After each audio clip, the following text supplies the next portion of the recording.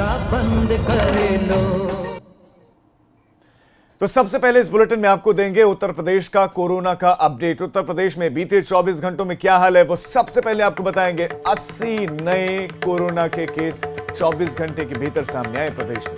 प्रदेश में कोरोना से 1873 लोग बीमार हुए, संक्रमित हुए। अब तक 327 मरीजों को डिस्चार्ज भी किया जा चुका है जो ठीक हो चुके हैं, जबकि 30 मरीजों की अब तक उत्तर प्रदेश में मौत हो चुकी है।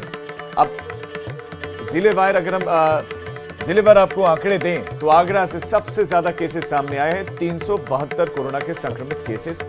लखनऊ इसके बाद, जहां से 194 कोरोना के संक्रमित मरीज सामने आए हैं। सहारनपुर के आंकड़े की बात करें, 181 यहां यह आंकड़ा पहुंच गया है कोरोना संक्रमित मरीजों का। अब इसके बाद कानपुर की बात करें तो कानपुर सहारनपुर से आगे निकल चुका है, तीसरे नंबर पर सहारनपुर की जगह कानपुर पहुंच चुका है 191 केसेस के साथ। कानपुर तीसरे नंबर पर है। इसी तरह मेरठ की बात करें, केसेस वहां पर नहीं थम रहे। गौतम बुद्ध नगर से केसेस लगातार सामने आ रहे हैं। तो ये इस वक्त का कोरोना का अपडेट है। और अब जैसे जैसे जो अलग अलग लैब से अब सैंपल्स की रिपोर्ट्स आएंगी वो एबीपी गंगा सबसे पहले आपको बताता रहेगा। तो 8 बजे का ये कोरोना का अपडेट हमने आपको दिया है।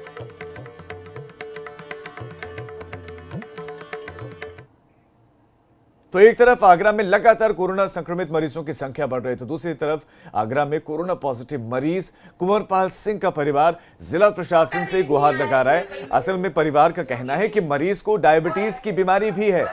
जी हां, सिर्फ कोरोना नहीं, उसके साथ साथ डायबिटीज की बीमारी भी है कोरोना के साथ साथ। और ऐसे में उन्हें सैफई मेडिकल कॉलेज में शिफ्ट किए जाने के बाद डायबिटीज की दवा नहीं दी जा रही, न ही वहां पर खाने पीने की कोई उचित व्यवस्था है, साथ ही ऑक्सीजन की भी कमी है।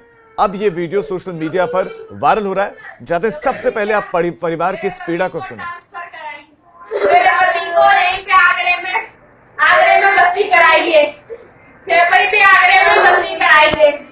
योगी जी मेरी सुनिए, योगी जी मेरी सुनिए।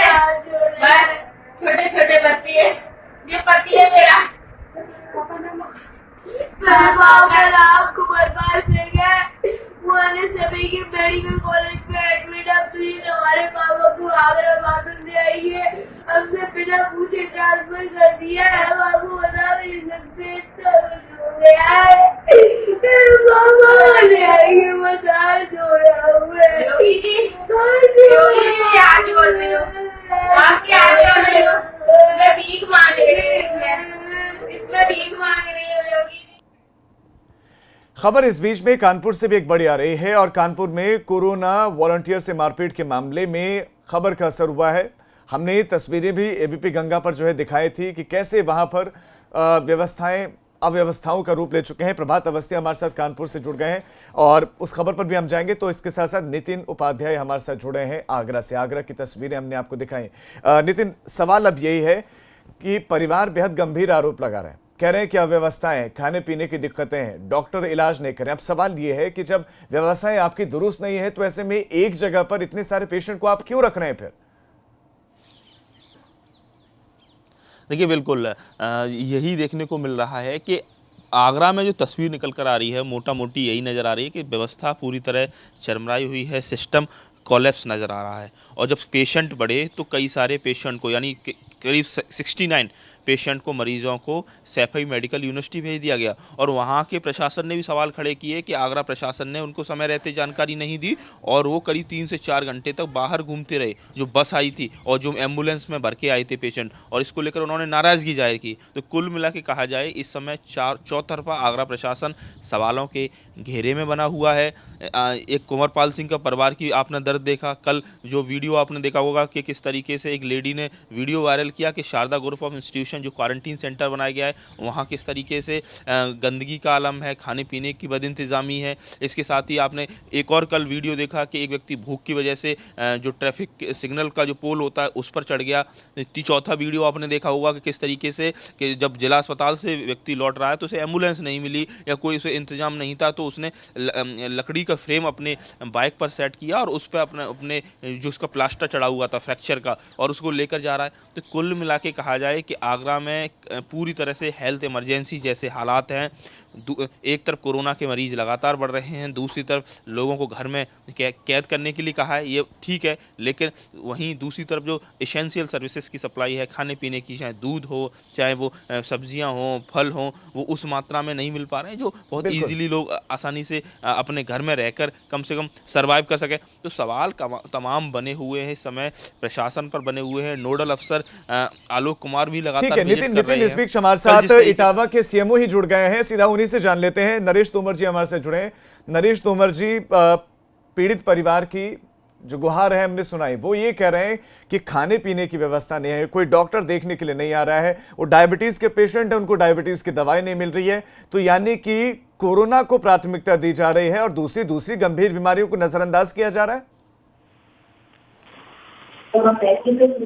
इसकी जांच की जाएगी स्वयं मेरे द्वारा और प्रशासन के द्वारा भी, और जो भी हालात है उनमें सुधार लाया जाएगा और रिपोर्ट जो है उच्च अधिकारियों को भी भेजी जाएगी। बहुत अच्छी बात है नरेश तोमर जी, अब आप इस पर जांच भी करवाएंगे, अब आप इस पर एक्शन भी लेंगे और व्यवस्थाओं को बदलने की काम भी करेंगे। लेकिन सवाल ये कि अब तक व्यवस्थाएं क्यों नहीं बदली? अगर पीड़ित परिवार वीडियो नहीं डालता तो फिर तो किसी के मामले में किसी को पता ही नहीं चलता कि क्या चल रहा है अस्पताल के भीतर।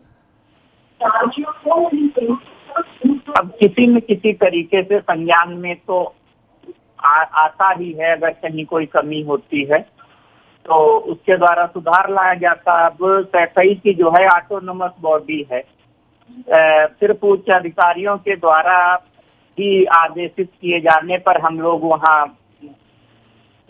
जाते हैं और वहाँ कोई इंटरफेयर करते हैं।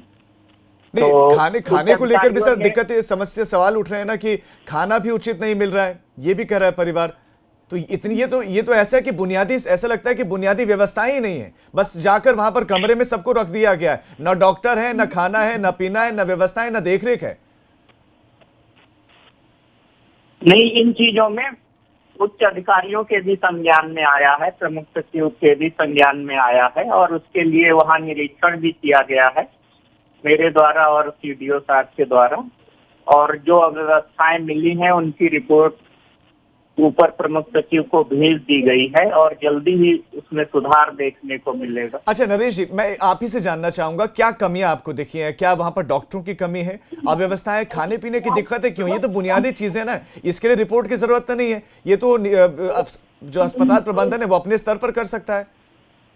वहाँ डॉक्टरों की कोई कमी नहीं है, डॉक्टर तो पर्याप्त हैं, ना संसाधनों की कमी है, बस प्रबंधन की कमी जरूर निगाह में आई। चलिए ठीक है नरेश तोमर जी, आप कह रहे हैं कि प्रबंधन की भी कमी है, थोड़ा संसाधनों की कमी है। आपका इस तमाम जानकारी के लिए हमारे साथ जुड़ने के लिए शुक्रिया। तो नरेश तोमर सीएमओ कह रहे हैं कि मामला संज्ञान में आ गया है, अब इस पर एक्शन लिया गया। तो परिवार को एबीपी गंगा आश्वस्त करना चाहेगा कि आपकी इस पीड़ा को हमने उठाया है, अधिकारियों के समक्ष रखा है और व्यवस्था बदलेगी, ये भी आश्वासन दिया गया है। इस बीच में एक खबर हम आपको कानपुर से जो है दे रहे हैं, आगरा की खबर पर नजर बनी हुई, हमारे संवाददाता जुड़े हुए हैं, इस पर हम लगातार अपडेट लेंगे। लेकिन कानपुर से एक खबर जो आपको जाननी बहुत जरूरी है। एबीपी गंगा ने कुछ देर पहले खबर दिखाई थी और खबर का असर भी हो गया। जी हाँ, कोरोना वॉलंटियर से मारपीट के मामले में पुलिस ने अज्ञात कोरोना मरीज के खिलाफ एफआईआर दर्ज कर ली है। महामारी फैलाने और मारपीट मामले में मुकदमा दर्ज कर लिया गया है। स्वरूप नगर थाना इलाके की घटना है। सीसीटीवी तस्वीर आपके सामने है। किस कदर मारपीट वहां पर की गई एक वॉलंटियर के साथ। सीसीटीवी से पुलिस के दावों की पोल खुली थी और दबंगों ने वॉलंटियर पर हमला किया था। तो यह है खबर का असर कि एबीपी गंगा जिस खबर को उठा देता है, उस खबर पर सवाल पूछ लेता है, तो प्रशासन को उस पर संज्ञान लेना होता है और इस मामले में भी संज्ञान लिया गया है। मैं सीधे अब इस पर ज्यादा अपडेट्स के लिए प्रभात का रुख करूंगा। प्रभात, आप दर्शकों को बताएं कुल कितने लोगों पर इस मामले में एफआईआर दर्ज हुई है? तस्वीरों में जो लोग दिख रहे हैं, क्या सब पर एफआईआर दर्ज हुई है या खाना पूर्ति की गई है कुछ लोगों पर एफआईआर दर्ज करके? जी बिल्कुल, आपको बताना चाहूँगा कि जो एबीपी गंगा लगातार तस्वीरें दिखा रहा है, ये कल्याणपुर के रोशन नगर की है, जहां पर जो कोरोना वॉरियर हैं उनके साथ जो क्षेत्र के दबंग हैं उन्होंने मारपीट की थी और उसका जो सीसीटीवी है वो सामने आया था। सबसे बड़ी बात ये निकल कर आती है, जब पूरे देश में लॉकडाउन की स्थिति बनी हुई है, ऐसे में वहाँ पर आखिरकार इतने लोग इकट्ठा थे, तो ये कहीं ना कहीं पुलिस की भी फेल्योर सामने आता है। तो जब वहाँ पे वॉलंटियर पहुँचते हैं और जब मना किया जाता है कि यहाँ पर भीड़ ना लगाएं और सोशल डिस्टेंसिंग का फॉलो करें, उसके बाद वहाँ पर जो क्षेत्र के दबंग हैं उनके द्वारा वॉलंटियर के साथ मारपीट की जाती है। और जब इस खबर को दिखाने के बाद जो एसपी वेस्ट हैं उन्होंने पूरे मामले पर गंभीर धाराओं में महामारी एक्ट का जो उल्लंघन है उसके तहत साथ ही साथ 323, 506 मारपीट, गैर इरादतन हत्या के प्रयास, कई गंभीर मामलों में मुकदमा दर्ज किया है। तो साफ है कि अब खबर का असर हुआ है और यहाँ पर कार्रवाई की गई है। तो वहीं अगर दूसरे मामले की बात की जाए तो मेडिकल कॉलेज के हैलेट अस्पताल में जिस तरह से जमातियों के द्वारा उत्पात किया जा रहा था, जमातियों के द्वारा वार्ड बॉय को मारा गया, तो खाने की थाली में लात मारने का मामला सामने आया था। जिस तरह से कल एबीपी गंगा ने दिखाया था कि मेडिकल कॉलेज की जो प्रिंसिपल है आरती लाल चंदानी, उन्होंने कहा कि जो जमाती हैं वो वहाँ पर वार्ड बॉय स्टाफ के साथ बदतमीजी कर रहे हैं, खाना नहीं खा रहे हैं, बिरयानी मांग रहे हैं, नॉनवेज मांग रहे हैं और खाने पे लात मार रहे हैं। उस मामले में भी स्वरूप नगर पुलिस के द्वारा अज्ञात कोरोना मरीज जो वहाँ पर हाईलाइट हॉस्पिटल में भर्ती हैं उनके द्वारा मारपीट और जो उल्लंघन है उसका मुकदमा दर्ज किया गया। तो साफ है कि अब जो पुलिस है वो सख्ती दिखा रही है और लगातार मुकदमे दर्ज कर रही है। ठीक है, यानी कि एबीपी गंगा जिन खबरों को कानपुर में उठा रहा है उन पर भी असर हो रहा है और उम्मीद करते हैं कि आगे भी इस तरह का असर होता रहेगा और हम इस तरह की खबरें उठाते रहेंगे। आप बने रहे हमारे साथ। प्रभात, आगरा से इस वक्त एक बड़ी खबर दे दें। आगरा में खबर का असर हुआ है। जी हाँ, एबीपी गंगा लगातार नजर बनाए हुए हैं आगरा पर और खबर का असर किस तरह से हो रहा देखिए। डीएम ने एसजीआई क्वारंटीन सेंटर का 2 बार निरीक्षण किया है। ये खबर का असर है कि अधिकारियों को जाना पड़ा है वहां जहां पर ये तस्वीरें दिखी हैं उस जगह जाना पड़ा है, व्यवस्थाओं को देखना पड़ा है। सीडीओ को लापरवाह अधिकारियों की जांच के निर्देश दिए गए हैं। आगे से क्वारंटीन सेंटर में अव्यवस्था ना फैले इसके लिए जिम्मेदार अधिकारियों को सख्त निर्देश दिए गए हैं। एबीपी गंगा ने खबर दिखाई थी और खबर में खबर आपके सामने, तस्वीरें पूरी खबर बयां कर रहे हैं। चिड़ियाघर में और क्वारंटीन सेंटर में ज्यादा अंतर नहीं दिखेगा। कैसे लोग देखिए, एक जालीनुमा गेट है, वहां से बिस्किट और दूसरा पानी की बोतल्स उठा रहे हैं और प्रशासन के अधिकारी मौजूद हैं, लेकिन किस कदर देखिए जानवरों की तरह उनके साथ सलूक किया जा रहा है। जानवरों की तरह संदिग्ध मरीजों को खाने पीने का सामान दिया जा रहा है। एसजीआई में आई शिकायतों के बारे में मेरे द्वारा स्थलीय निरीक्षण किया गया। सुबह भी निरीक्षण किया गया था। हम सारी व्यवस्थाएं ठीक करा दी गई हैं। जो गैप रहा है और जो शिकायत आई थी उसके संबंध में मुख्य विकास अधिकारी को अलग से रिस्पांसिबिलिटी फिक्स करने के लिए आदेश किया गया है। अलग से जब टीम बनाई गई थी, किसकी कमी रही उसको वह देख लें और एक रिपोर्ट प्रस्तुत कर दें ताकि हम उसमें रिस्पांसिबिलिटी फिक्स कर सकें। और नितिन हमारे संवाददाता इस पर ज्यादा जानकारी हमें आगरा से देंगे। नितिन, अच्छी बात है कि स्थलीय निरीक्षण करने के लिए पहले पहुंचे, लेकिन सवाल यह है कि ये तो तब पहुंचे ना जब खबर दिखाई गई। अधिकारी पहले क्यों नहीं पहुंच रहे? इन व्यवस्थाओं को पहले दुरुस्त क्यों नहीं किया जा रहा? यानी कि प्रशासनिक उदासीनता अपने चरम पर है आगरा में। बिल्कुल, प्रशासनिक उदासीनता, लापरवाही, गैर जिम्मेदाराना जो रवैया है वो चरम पर है। ज्योति वर्मा नाम की एक महिला ने ये वीडियो बनाकर सार्वजनिक की थी, एबीपी गंगा को ये वीडियो दी थी और एबीपी गंगा ने इस खबर को प्रमुखता से दिखाया था कि किस तरीके से एक जानवरों के से जिस तरह से पेश आया जाता है। तो ऐसे में स्वास्थ्यकर्मियों और तमाम जो अन्य महकमा क्वारंटीन सेंटर में ड्यूटी पर लगा हुआ है, खाने पीने की चीज़ों से लेकर उनके स्वास्थ्य को लेकर वो किस तरीके से उनको खाने पीने का सामान मुहैया करा रहा है। जालीनुमा गेट से पानी की बोतलें फेंक दी गई हैं, लोग ले रहे हैं, सोशल डिस्टेंसिंग की धज्जियाँ उड़ रही हैं। वहीं आप देख सकते हैं किस तरीके से बिस्किट फेंके जा रहे हैं, चाय को एक जगह रख दिया गया है। यानी कोई प्रॉपर एक व्यवस्था होनी चाहिए, क्योंकि ओवरऑल भले ही वो एक बीमारी से ग्रसित हैं लेकिन उनके भी मानवाधिकार हैं, उनका भी एक वो देश के एक सम्मानित व्यक्ति हैं जो लोग वहाँ रह रहे हैं। और ऐसे में उनके साथ इस तरह का ट्रीटमेंट कहीं से भी किसी भी तरह से उसकी तारीफ नहीं की जा सकती है, उसको वाजिब नहीं ठहराया जा सकता है। इसमें कोई शक नहीं है कि इंसानों के साथ इस तरह से व्यवहार नहीं किया जाता है। ये इंसानी तरीका तो बिल्कुल नहीं है, असभ्य बर्बर तरीका है, अच्छा तरीका नहीं है, असभ्य तरीका है और सभ्य समाज में इस तरह की तस्वीरें अच्छी नहीं है। आप मुझे बताइए कि इस क्वारंटीन सेंटर को कौन देख रहा है? क्या उनको मालूम नहीं है कि सोशल डिस्टेंसिंग का हर कोई बात कर रहा है कि सोशल डिस्टेंसिंग अख्तियार करें? क्या इस तरीके से खाना दिया जाता है, इस तरीके से सलूक किया जाता है? क्या ये सलीका है? बिल्कुल राजीव, देखिए इसको लेकर बाकायदा दिन में भी जिलाधिकारी प्रभु नारायण सिंह ने, पीएन सिंह ने वहाँ निरीक्षण किया, स्थलीय निरीक्षण। रात में भी वो गए प्रभु एन सिंह और बाकायदा उन्होंने सीडीओ मुख्य विकास अधिकारी को ये जांच सौंपी है। नितिन इस बीच हमारे साथ कांग्रेस नेता प्रमोद तिवारी जो जुड़ गए हैं, सीधे उनसे रिएक्शन ले लेते हैं। प्रमोद तिवारी जी, हमने तस्वीरें दिखाई हैं, एबीपी गंगा ने तस्वीरें दिखाई तो खबर का असर भी हुआ कि डीएम निरीक्षण करने के लिए कम से कम पहुंच गए। जानवरों की तरह संदिग्ध कोरोना के संदिग्ध मरीजों के साथ सलूक किया जा रहा है। आपने तस्वीरें देखी होंगी। जी आप देखिए, जी मैं एक बात बहुत स्पष्ट रूप से कहना चाहता हूँ, ये महामारी के लिए प्रदेश देश तैयार नहीं था, परंतु एक चीज हमें समझनी होगी कि अगर हमने कोई लापरवाही की तो इसके गंभीर परिणाम भुगतने होंगे। जो क्वारंटाइन किए गए हैं लोग, उनकी निश्चित रूप से बिल्कुल कायदे से देखभाल होनी चाहिए, क्योंकि वो सबसे ज्यादा संभावित संक्रमित हो सकते हैं। जी बिल्कुल। वहाँ की बदइंतजामी, चाहे वो सोशल डिस्टेंसिंग की रही हो, ऐसे मौके पर उन्हें ठीक से पुष्टाहार भी देना चाहिए, जिससे वो अपने अंदर इम्यूनिटी डेवलप कर सकें। ठीक से खिलाना पिलाना चाहिए, जिससे उनके शारीरिक रूप से दक्षता इतनी बढ़ जाए कि वो मुकाबला कर सकें इस महामारी का। दोनों का अभाव दिखा मुझे, दोनों चीजें वहां नहीं दिखी। एक तो ना मैनेजमेंट है, ना उनके खाने पीने में वो संतुष्ट दिख रहे हैं, और ना सोशल डिस्टेंसिंग तो दिखी नहीं थी। कौन आपको इसके लिए, स्वभाव के लिए जिम्मेदार लगता है?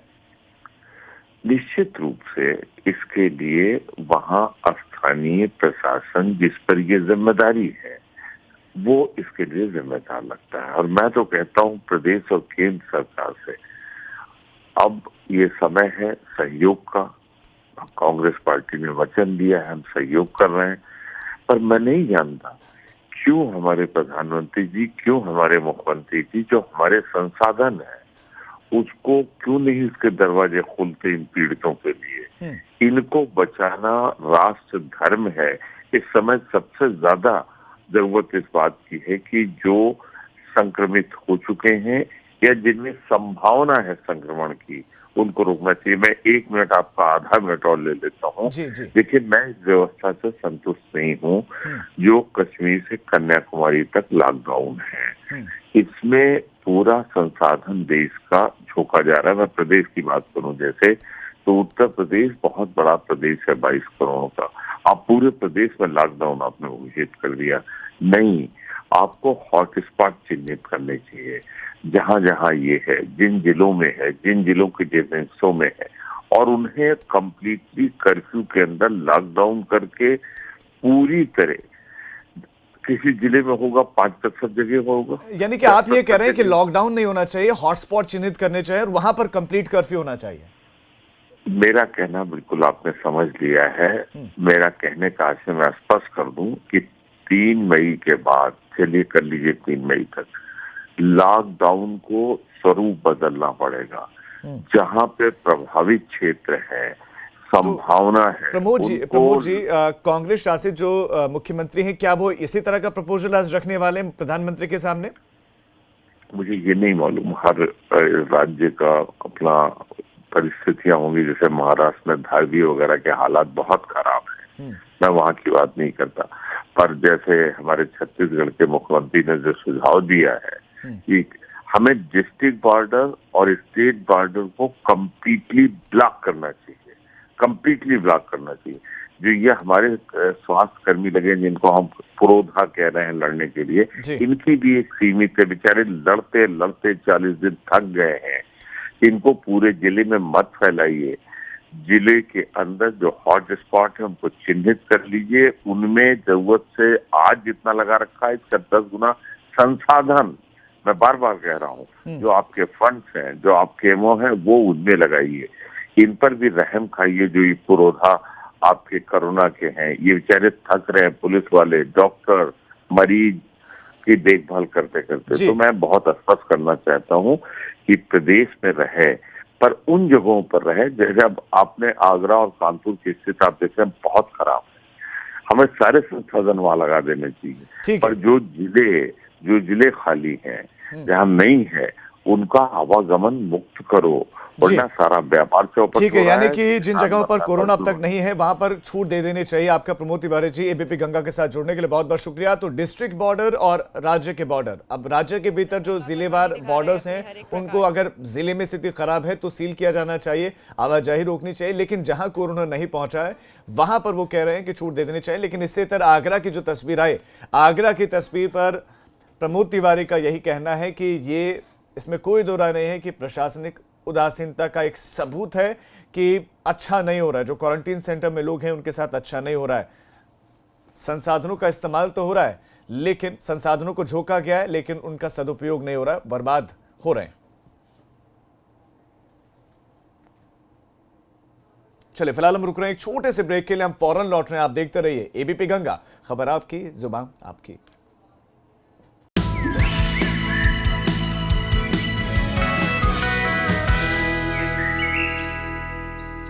ब्रेक के बाद आप सभी का स्वागत। और बड़ी खबर अब पीलीभीत से। कोरोना मरीज से मिलने से हड़कंप मच गया पीलीभीत में। कोरोना मरीज मिला है पीलीभीत में और इंदौर से लौटे युवक की कोरोना की रिपोर्ट पॉजिटिव आ गई है 23 अप्रैल को। ये बताया जा रहा है कि इंदौर से अपने घर लौटा था और इस बीच में मरीज को बरेली रेफर करके आइसोलेट किया गया। 20 अप्रैल को कोरोना मुक्त हो गया था ये जिला। जी हाँ, 20 अप्रैल को कोरोना मुक्त हो गया था जिला। एक बार फिर से प्रशासन को मरीज मिलने से यहां पर हड़कंप मचना स्वाभाविक है। विक्रांत हमारे संवाददाता इस पर और ज्यादा जानकारी देंगे। विक्रांत, जो नया पॉजिटिव केस आया, नया मरीज जो आया है, इसके बारे में आप विस्तार से दर्शकों को जानकारी दें। कोरोना पॉजिटिव मरीज जो है अमरिया थाना क्षेत्र के टोंडरपुर से यह मरीज निकल कर आया, जो करीब 20 अप्रैल को अपने यहाँ से इंदौर लौटा था और 22 अप्रैल को इसकी रिपोर्ट जांच के लिए गई थी, जिसकी रिपोर्ट आने के बाद आज जिला स्वास्थ्य महकमे में का माहौल देखने को मिल रहा है। जी विक्रांत, आपका इस तमाम जानकारी के लिए धन्यवाद। तो थाना अमरिया इलाके के टोंडरपुर गांव का ये मामला है। 23 अप्रैल को इंदौर से युवक लौटा था। 20 तारीख को इसको कोरोना मुक्त घोषित कर दिया गया था, लेकिन अब एक और कोरोना पॉजिटिव मिलने से एक बार फिर से ये जिला कोरोना संक्रमित की सूची में आ गया है। बड़ी खबर अब आगरा से, जहां पर पुलिस पर हमला किया गया है। नूनी हाई चौकी पर तैनात एसआई पर हमला किया गया। विकास राणा ये एसआई है, इन पर ईंट से हमला किया गया। दरअसल कुछ लोग पुलिसकर्मियों पर इसलिए भड़के क्योंकि पुलिसकर्मी वहां पर दुकान बंद करवाने के लिए पहुंचे और पुलिस ने अब 2 लोगों को हिरासत में भी ले लिया है। मामला थाना एतमौदौला इलाके का है।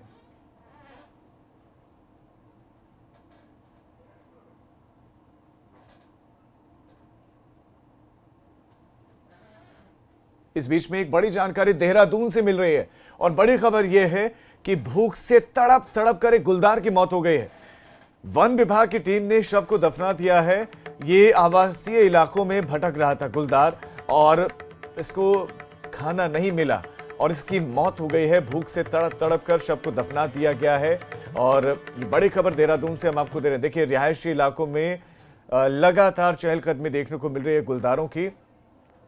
जंगलों में खाना इतना है नहीं और ऐसे में अब ये लोग रिहायशी इलाकों का भी रुख कर रहे हैं। ये जो जानवर है रिहायशी इलाकों का रुख कर रहे हैं। एक गुलदार मृत पड़ा मिला है। ये बड़ी खबर देहरादून से और भूख से तड़प तड़प कर इसकी मौत हुई है। तो ये तस्वीरें देहरादून की हैं।